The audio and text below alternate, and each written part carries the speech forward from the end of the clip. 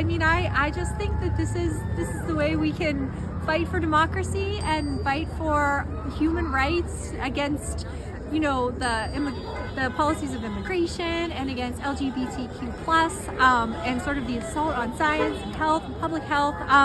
just everything that we value as Americans. And so I just feel like this is a way to kind of come out and say, like, we are Americans, this is our democracy, and we're not going to let it just go.